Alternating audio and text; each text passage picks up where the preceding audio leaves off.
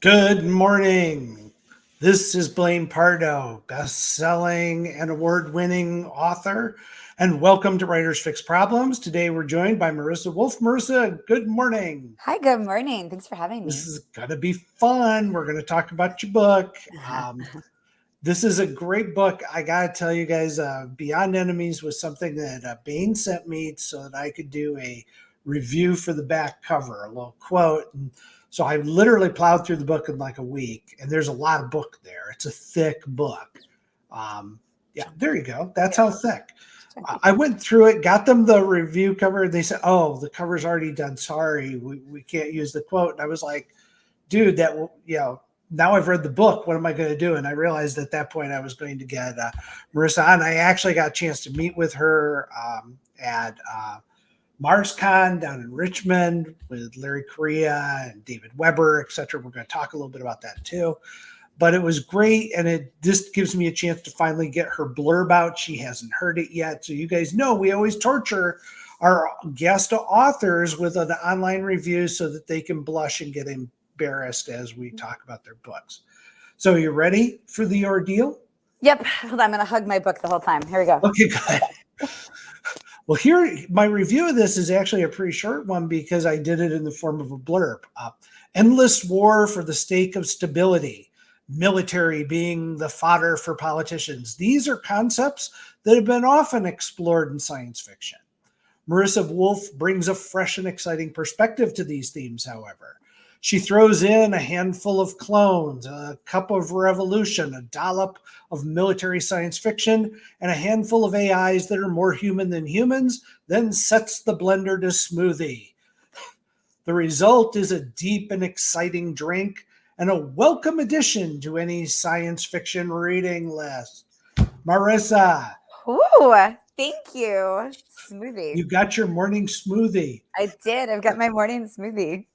That was fun. It was a really interesting story. I got to tell you, what really drew me in was, and I write military sci-fi primarily as well as political thrillers. Mm-hmm. So I got this one, and I was like, it started off straight up military sci-fi, and I was like, I'm in. Yay. I'm here for the ride. Nice. Then she takes a hard turn one way, and it's like, oh, well, this is about cloning and clones fighting each other. And okay, this is going to be a rebellion book. So I mentally kind of chucked my brain around. This is going to be a rebellion book. Then no, she takes a turn another direction real hard. And you start realizing this is a story about the military industrial complex, at least from my perspective. Now, and that's me as just a reader. Yeah. And it was like, wow, this is really a book for the times because we're being embroiled in wars all across the globe, and the influence of the military industrial complex is evil. It is like literally the worst that you could picture out of any cyberpunk movie is what we're experiencing. And your book really gets there, but it doesn't get there on a straight path. This is not a, gee, I'm going to go on this linear ride and it's a smooth roller coaster. It's more like one of those violent roller coasters that kind of shoots you up and then backs you up at some points and then spins you around a little bit. And you don't come away nauseated from this, but you come away going, this is a really in-depth story, and some severe thought went into this from a writer's perspective to get there. So congratulations. Thanks, Blaine.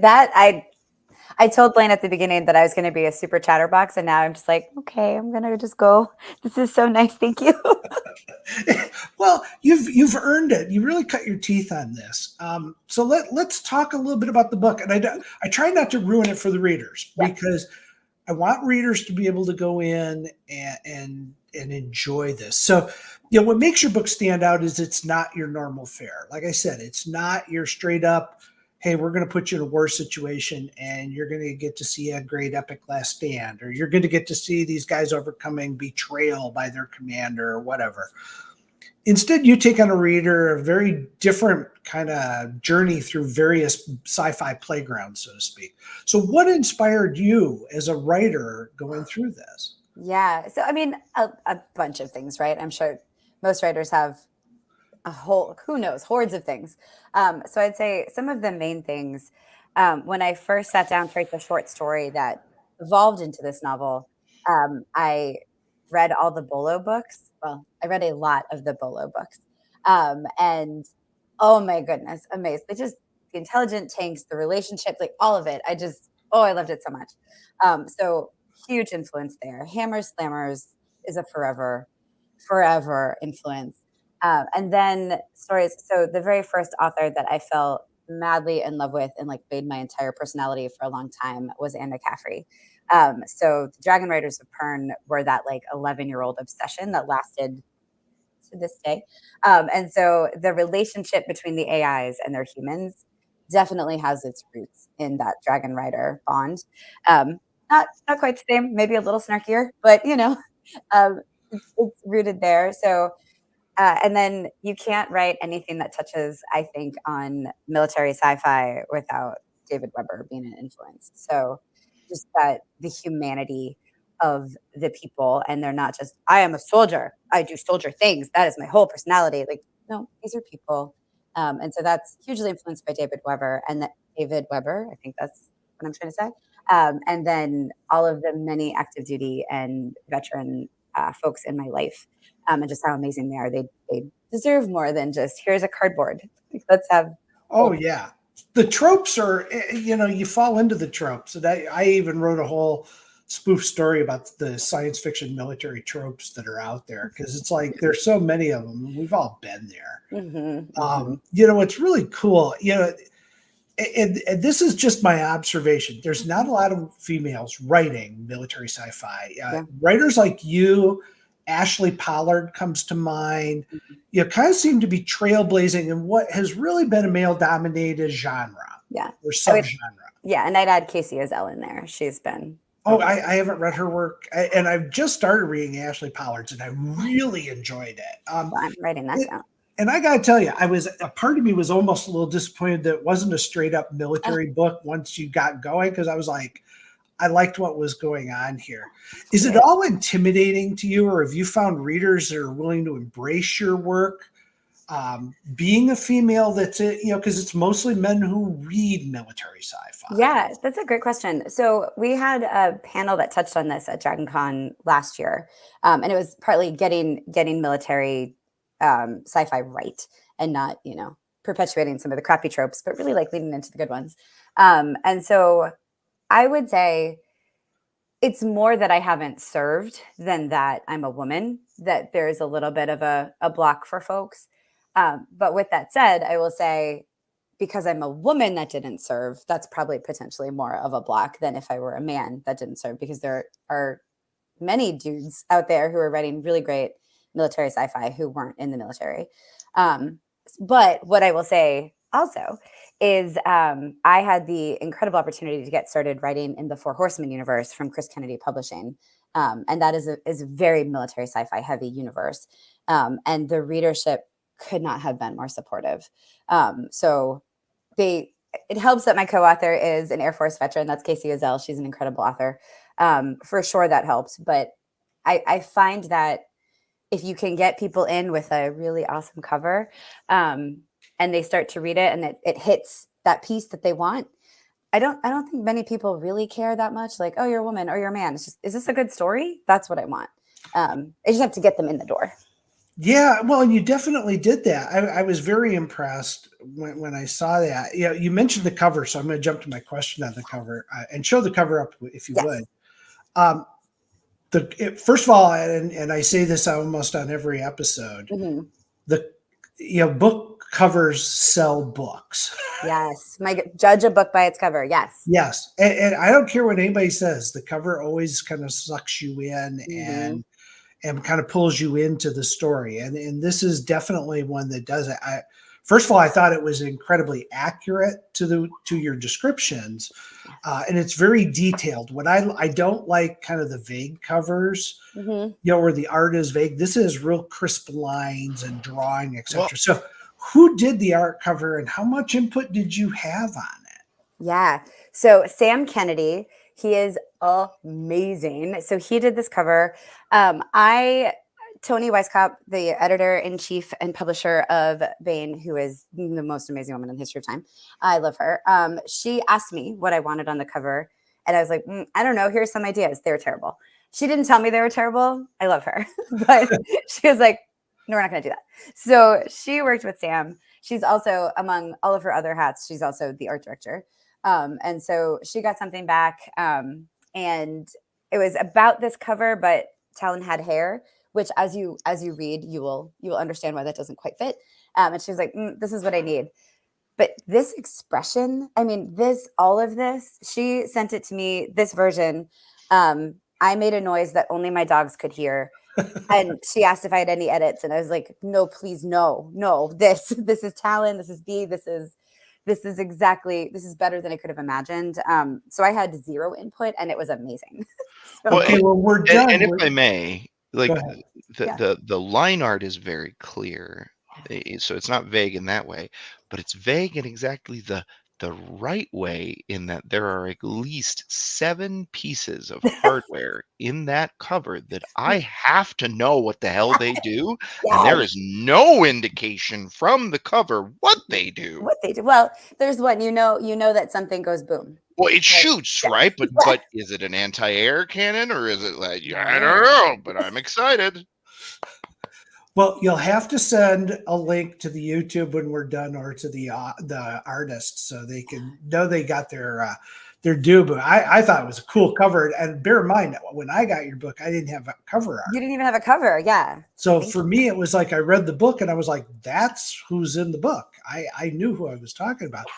Your main character is, I'm going to say, or characters, yes, are Talon Reese. Yes. And so what was your inspiration for that character? Because that character is in multiple forms in this book and changes a lot in this book. There's a huge arc for this character in this book. But I got to tell you, this was a really cool character. Not your best character. We're going to talk about your best character next. Okay. Ooh, okay. I love Talon. So again, I was invited to do a short story for Chicks in Tank Tops, which is a Blaine anthology that is phenomenal. Girls in Their Tanks, age-old story. And I read all those Bolo books, and I was just thinking, like, what do I want? And the Talon in that story is slightly different. So talking about character arcs, no spoilers, but she's in a different place. She's just finished training. And so you meet her, and she is upside down, and she is drunk, and she is drinking. And that is how you're introduced to her. The Talon you meet in this novel is not quite that Talon on a lot of levels. But I just had so much fun with her, and the interplay between her and B, that she just fully formed in my head. And they would not stop. So I finished the short story, I turned it in, and 6 months later I was still like, oh, and then they would do that. Oh, and then this would happen. And I just kept hearing their banter, and I kept hearing my dog has come to enjoy. I kept hearing their voices. So I don't know who influenced her, but she appeared fully formed in my head, and she has yet to stop talking. So. Okay, she's a great character, and the story is great around her. But I'm going to be honest with you: the secondary characters always carry the story for me. Fair. And the best character in the book, in my opinion, is B. Now, this character's dialogue is phenomenal, and I don't get to say that too often, because a lot of writers I've worked with in the Battletech universe struggled getting dialogue down to where it's true banter, the kind of banter you hear between tankers, for example, a tanker and a gunner. This dialogue was crisp. It was funny at times. B's a neat character, and there's a ton of challenges around B. So I'm going to let you tell people who B is, and tell us a little bit about some of the challenges about writing about a character like this. Oh, man. So B is an AI program. And the way AIs work in this universe, because it turns out it's really hard to tell a program, killing these people is okay. Killing these people, not okay. So the way that this was solved in this universe is they are partially embedded in a human brain that is specifically grown to accept them. So B and Talon were created together, grown together, trained together. B has very distinct opinions about everything. So she is not human. She does not want to be human. She finds normal humans very boring. She refers to them as empties because they don't have anything else going on. They're just there. They don't have a cool AI program in their head. But she loves Talon. If you asked her if she loved Talon, she'd be like, no, I don't love. I'm an AI. She loves Talon. And she would do anything. She will break the universe for Talon. And she is capable of breaking the universe for Talon. So, I mean, the challenges are, I couldn't let her be too human. I had to get to humanity, but not human, if that makes sense. So that people would relate to her. But also, to be clear, like Talon, Bee's entire voice has been crystal clear in my head since I started brainstorming that next question. She's loud.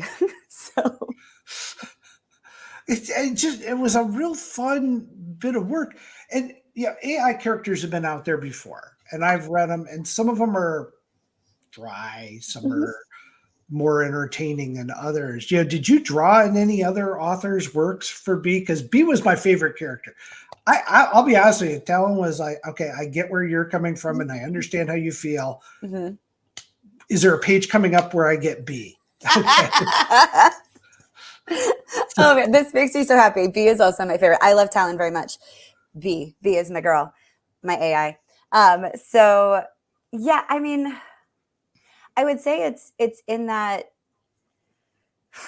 so many things again, right? But it is deeply in that dragon rider bond from Anne McCaffrey, where dragons are not human. They don't have the same morals. They don't have the same cares that humans do, and they will weigh and consider those cares and emotions and morals because it matters to their rider. But at the end of the day, it's a dragon. Like it's an MFing dragon. It's going to do dragon things. And so similarly, B will give weight to what Talon wants. But she also knows that she's smarter than Talon, and therefore she will give more weight to what she wants.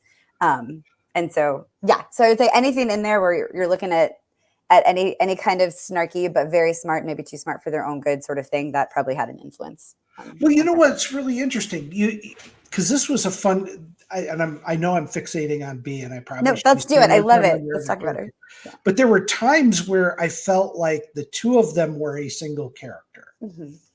That B kind of represented almost a cold, logical kind of an approach, and it's like a certain half of your brain is logic, whereas Talon kind of represented the emotional. This is how I feel. This is what I want. This is what I. It's all about the feelings, and B doesn't have that burden necessarily. It's almost like it's shed of them, and the two of them together actually form a single character. And there were times you brought those two together, and then there were times you split those two apart, and sometimes very physically split. Yeah. Oh my gosh. Yeah. And I gotta tell you that is pure art. To read that was like. It hurt me when B was pulled away from Talon. It was like it physically was like I had a reaction to it. Okay. It was because it was like they're kind of they're all together, but they're not, and you can extract them. But is that the right thing to do? And so tell me a little bit about your process in that, because that is really an artistic approach. Thank you so much. Yeah. So, I mean, the way they are built in this universe is they are made to be a single entity. It is to increase, I think I said, threat assessment, threat adjustment, and reaction time. By combining those two things, you up those abilities of your one soldier. But they're two different entities. So it was fun of like, you have been trained to be one. You have been trained to be a unit. You have been trained to do this thing. Circumstances are not what you were trained for. So what are you actually? And that was just really, really fun for me to play with and really fun for me to think about. And again, this is something I plotted. I knew what was happening. I had a good outline. I had a bullet pointed outline. But B and Talon, the entire time, whatever part of my brain is them, knew exactly what was going to happen. And so I can't tell you I like traced out those character arc moments. I just knew in this situation they were aligned. And maybe they're not as aligned as Talon thinks in some of these other ones. So Well, and I have to ask because I follow you on Facebook because we did meet and I've read your book and I enjoyed it. And I'm kind of curious. This is your first solo book, isn't it? it is. Yeah. It has been an absolute treat to watch you open the box of books Oh my gosh. when they arrive, Mhm. to go to a bookstore and show the table where it's like, here's the book. It's a a lot of people don't, and I'm past that point because Yeah. I've done it close to 100 100 times at times. this Yeah. point. So it's like, I've done it so much, I don't even like look for my books at a bookstore. I don't Okay. Yeah. care. It's not a big deal for me anymore, but Mhm. it has brought back that childlike feeling to watch you go through. Joy. What's it like for you? Because a lot of people are going. A lot of our listeners are people who are writing books. They want to get in to be a Mhm. writer, Mhm. and they don't. They're at the stage where they want to be able to kind of do what you've accomplished, writing for Bain, one of the big sci-fi publishers out there. So, what's it like being? This is it, your first solo. Yeah, it's awesome. I mean, anybody who's like, I mean, yeah, I had a dream and I accomplished the dream and it's fine. No, it's amazing. I've been writing since I was 6. I have been wanting to walk into a bookstore and see my books since the first time I went into a bookstore. Um, I am giddy all of the time. Like anytime I think about it, I'm like, wait, this is real? And as friends across the country send pictures, I mean, it's not in every Barnes and Noble, right? I'm not yet on a Blaine Pardoe kind of level, but so it's not everywhere. But anytime a friend of mine walks into a Barnes and Noble and finds it and sends a picture to me, I squeal. Like I can't pretend to be professional about this. It is amazing and slightly terrifying because there's always the thing of like, well, somebody's going to read it and not like it, and oh no, but that's true of anything. So I just got to reassure myself that like, yep, I put a lot into this book, and it might not work for everybody, but it should work for a lot of people, and being and talent are going to make your life better. I'm pretty sure. So, are we going to get a sequel? We'll see. I mean, it's a whole incomplete book as it is. I know what would happen in the second book. It depends on if people, buy it, love it, tell Bain how much you love it. So yeah, there's always a possibility. I don't think it's a huge series. I think it's 2 books at most. But who knows? I could write a sequel and then be like, actually, here's 17 more books for You everyone. could get, yeah. Well, look at poor David Weber. He had mapped out a relatively small series that it became a lifetime adventure. I don't think Let's that's for David Weber. I think that's yay us and yay David Weber. But it is interesting because now, what advice would you give people who are writing? Because you've gone through the whole process. You have done short story, you've done contributing to an anthology, and now you've gone solo with a big publisher. So there's a lot of people out there who are like, I want to do what you do. I got some good ideas. I want to accomplish what you've accomplished. Yes. What do you recommend they do? Three main rules: practice, practice, practice. I hope I can say this. Don't be a dick. You never know who you talk to who could be a huge proponent for you down the road. And you never know who could be out there just like talking about how great your books are, where somebody's going to overhear and want to do something. So let me just start again. Practice, practice, practice includes take feedback. So if people tell you, no, this isn't quite ready yet, and here's what I think, the specifics might not be right, but listen to the vibe of the feedback and look at your work as critically as you can. Be welcoming to that feedback. That's part of Don't Be a Dick, and be welcoming to people. You can do that if you're an introvert or an extrovert. It's just really think about how to connect with people genuinely. And the third is say yes a lot. But that comes with a caveat, right? Like if you say yes so much that you're overcommitted, which have been there, that can be bad. Say yes a lot as long as you can get it done. Don't miss deadlines. Be professional. When editors and anthologies realize like you're going to turn in a quality product, you're going to turn it in on time, they're more likely to invite you to a future project, which, How'd you find the editing process?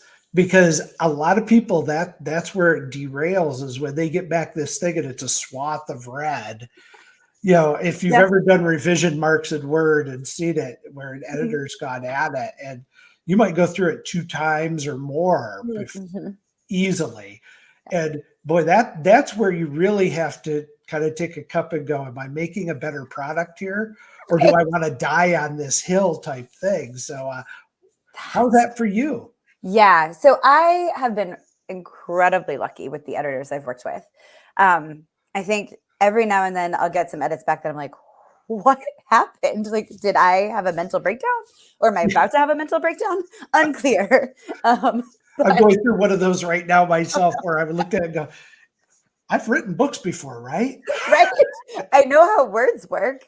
One of my favorite edits of all time, y'all, I say this to encourage you and know that like sometimes even your third draft can be a little crappy. The draft was not bad, but my editor, oh my God, she was amazing. It was my and Casey's book, but this was my section. And the editor was like, look, I will give you 1 necessary max. You cannot have 6 in this paragraph. I was like, I would never. Oh, but I did. There were 6 necessaries. There was like 3 necessaries unnecessarily. Oh no, like terrible. But yet I think I know how to write. So, so remember, edits are there to help you. The thing I usually find is if it's grammatical or about clarity, I almost always take the editor's point of view. If it's about voice or dialogue, I almost never take it. Because that's me. That's what I bring to the table. And people might not like those short sentences or they might not like that banter, but that's what you get when you get a Marisa book. So that's kind of the general way I approach it. I have the same thing. It's when you do dialogue, editors look at it and go, but this isn't proper English. And I'm like, have you ever listened to people speak? We don't do that. Yeah. We never do that. So it was fun because I did get to meet you at MarsCon, and I will say you're a gerbil on speed. I mean, you are very peppy, very energetic, etc. And it was so funny because I really, for a long time, I've wanted to meet David Weber. Huge fan of the Honorverse and stuff. And I really wanted to get him for the show. And it was I have to relay a story to you because it was funny. I didn't get him. I sat with him and we had an hour-long discussion about him and his wife's health problems. Oh, super. And it was like, literally, it's 2 old guys talking about, health and stuff. And I'm like, I really want to get you on the show. We started talking about his website and and it was like, no, this isn't going to work. But it was one of those things where it was like, it was funny, but it was like a little bit weird because he's like, oh, I've read your stuff. And I'm like, I read yours. We're good fans. But then we just drifted into this weird old guy discussion about health issues. And it was kind of weird. But, you had a pretty major announcement come out of MarsCon. I did. Regarding the Honorverse. And, a lot of people who didn't go to MarsCon didn't pick it up. And I'd like to give you a chance to kind of put that on the front stage. So I caught it. I wasn't at the Blaine presentation. I had headed home, but I caught it afterwards and I was pretty impressed. Thank you. I have the enormous privilege and joy and slight terror to get to write with David Weber and finish up the Crown of Slaves storyline that he did with Eric Flint. And it is me. I started reading Honor Harrington in high school. I mean, I love the series. Honor Harrington meant a lot to me. Like to your point about not a ton of women write military sci-fi. They're out there. Find them. They're so great.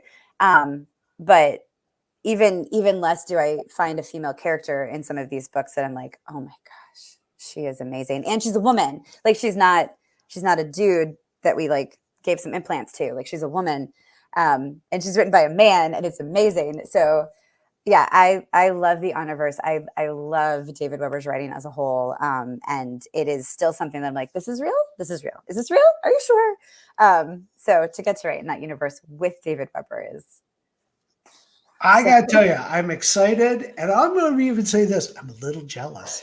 Yeah, I would be so jealous. That's totally fair. I'm going to own that. Yep. I'm going to say it. But wow, that's pretty freaking awesome. Yeah. Oof, thank you. I'm still, as you can tell, I'm still a little bit like gerbil on speed about it. It's a good So description. when are we going to see it? Good question. We are meant to start working on it later this year.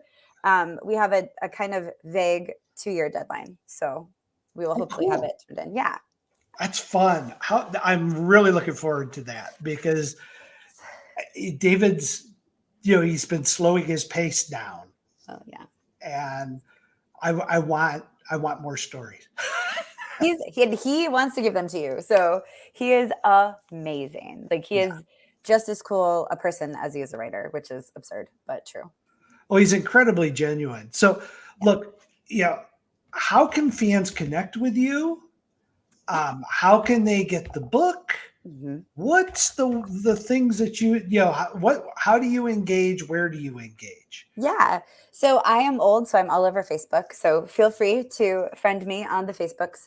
My Instagram is at bookdogs because you'll get pictures of my books, but mostly you're going to get pictures of my dogs. So know what you're signing up for. And then I have a mailing list. So if you go to my website, I saw it pop up in the chat a little bit ago. You can sign up for my newsletter. You will get, I think, 4 free short stories over the course of a week. And then every month you will get ridiculous updates from me. And I respond to every one of those responses. So anytime somebody answers, I will answer you. It might, if I'm at a con, it might take me 4 days to get back to you, but I will get back to you. And then speaking of cons, I'll be at this year Mid-South Con, end of March in Mississippi.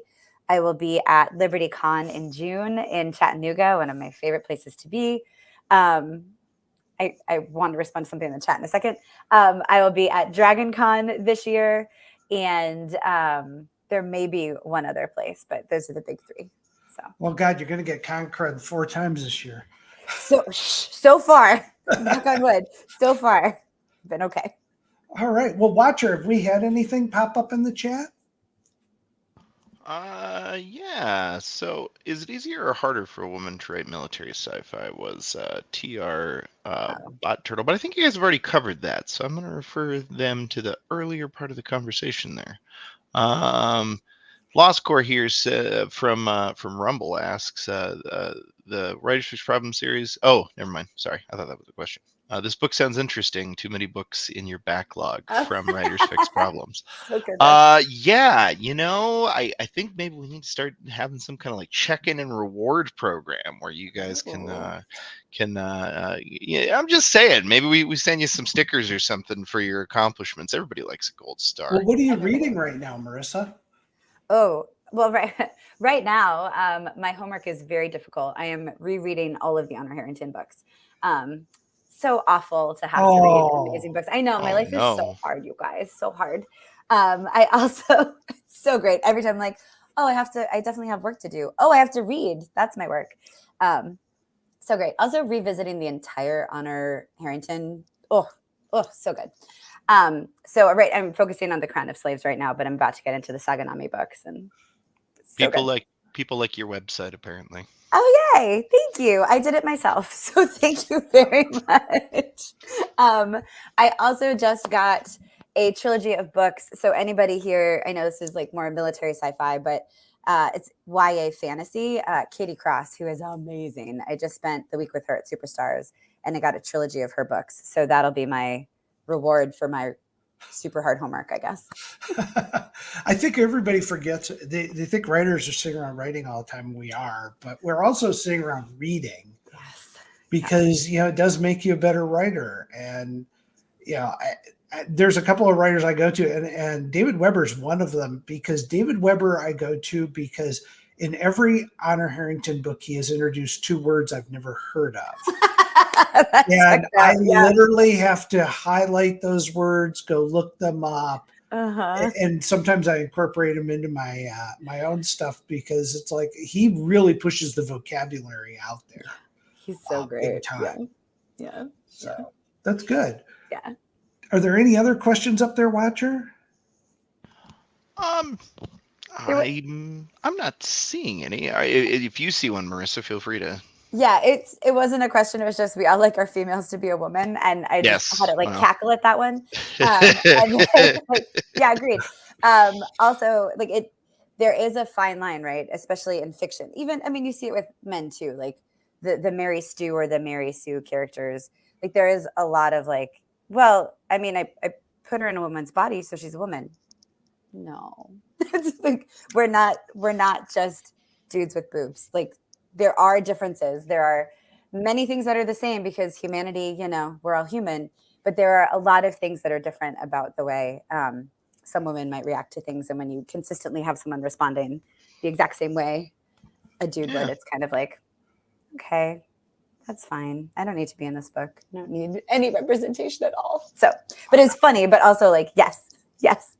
Well, and it's also how the male characters interact with the female. I did one last night where I have a character that's well known in my universe who's got a young girl with him, and he opens the bedroom door where she's at, sees her in stage undressed, and kind of closes the door to talk through it. Yeah.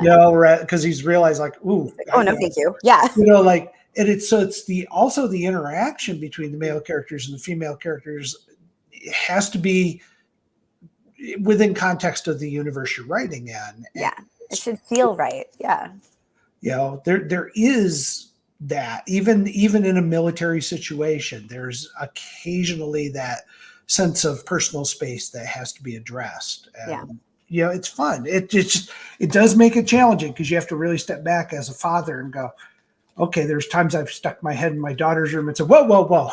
I don't need this. Yeah. I don't want to see this. Yeah. Fair.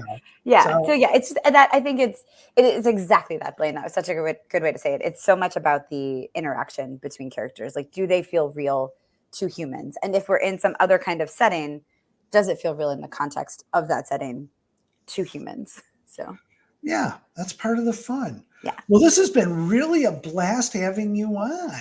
Thank you so much, Blaine. It was super fun. Now, I want you can share this link out on your social media because people can engage with it throughout the week, or it's up there forever. Yeah. Folks, if you've tuned in for this, I want to encourage you to click the like button, click the subscribe button, and more importantly, get on Amazon.com and buy Beyond Enemies, because there's a new writer in the military field that's going to be giving the rest of us old boys a run for our money here, and her name's Marisa Wolf. All together. That's going to be a lot of fun. I got to tell you, it was a great ride to go through your book. A real honor to have read it, and I'm so glad Jason Cordova sent it over to me. It was wonderful. He is also great. It's all his fault. So if you don't like it, it's all his fault. And if you do like it, it's all his fault. So it's fine. All right. Watchers, is there anything else we need to do from a housekeeping perspective? Yeah, just if you're out there and you haven't done so already, please like and subscribe to the channel. We always appreciate it.